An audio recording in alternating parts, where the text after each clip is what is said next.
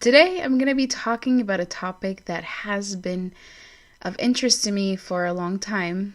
And finally, today, I had a conversation that really sparked this topic to come up in my mind.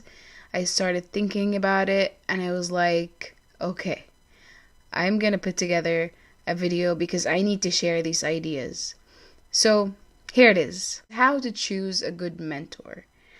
As someone who has spent a lot of years in school, I have a PhD right now, and this means, besides being fancy, is that I spent a long time in school. A lot of people whom I consider very good mentors for me, and others that I consider mentors, just not good mentors for me.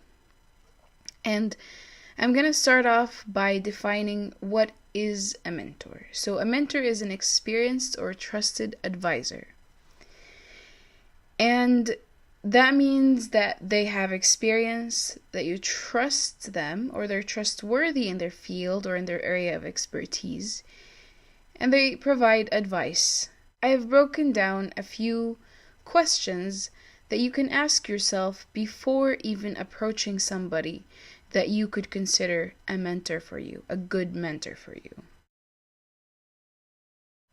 And the first question to ask is, what do I want out of my relationship with this mentor? Is it for academic advice or direction? Do I need spiritual guidance outside of the context of an academic field? Is it because I want to learn a new skill or a new technique? Or am I seeking this mentorship because I want to learn a new life lesson? It could be really anything that you want, but it has to be very personal to you, and it has to be something that you know that you need help in this area, you need to grow, and you don't know how to go about it. You can obviously look at the internet, you can watch YouTube videos, you can do anything. But I think nothing really replaces having that individualized relationship with somebody that can help you and lead you in the direction that you need to go. By that, I don't mean that you need to be with somebody who turns you into themselves. You don't need to be with somebody who has ulterior motives for mentoring you. You need to find a mentor that helps you achieve your goals. The reason you get into a relationship with a mentor is to achieve something that you want, not something that they want. And the second question is, do I believe that I have something to learn from everyone, regardless of whether they are a good or a bad mentor for me?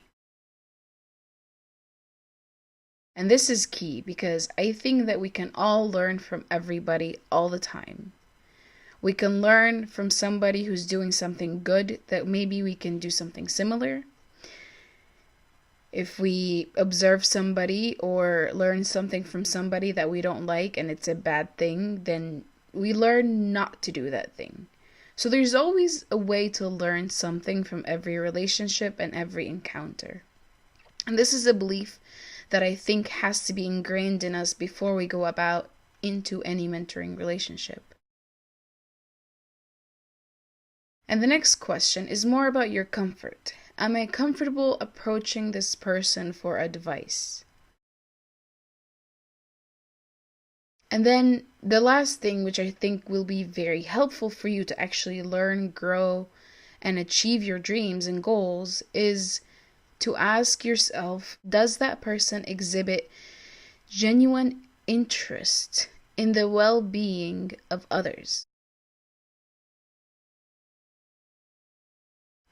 Are they actually interested in offering good help and good support for other people and help others realize their dream?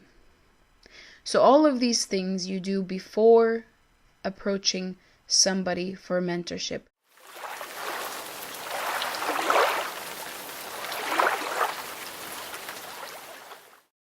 The second part is within your mentor-mentee relationship.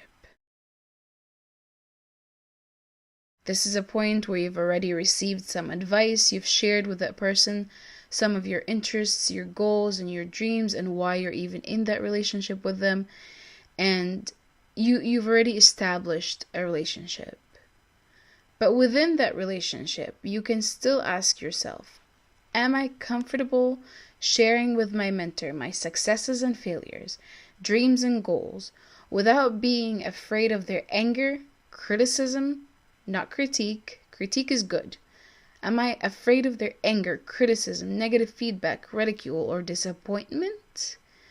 Are they supposed to be disappointed at me? If I choose something that they don't like, or if I choose something that doesn't fall within their advice, am I afraid of actually disappointing that person? This is something to keep in mind as you approach that person every time you go to them for advice and mentoring help. Because I think that if you come to that point where you feel like you're angering them because of your choices for your own life, or you are disappointing them, this is probably a sign for you that you need to begin thinking about adjusting your relationship with that person or finding another mentor that is actually good for you. Also, midway within the relationship, you can ask yourself, do I see this mentor-mentee relationship lasting much longer than now? Or is it time to really wrap it up at this point? So maybe this is a point where you've learned what you needed to learn from that person and it's time to move on. That's very simple, you've learned what you learned, and then it's time to move on because they really don't seem to have a lot more to offer you. Maybe you're actually no longer comfortable being yourself around that person, and that's a really big red flag. This is a moment where you need to really assess that relationship and wonder whether it is healthy for you to continue. If you are not comfortable being yourself, it's probably time to change that mentor.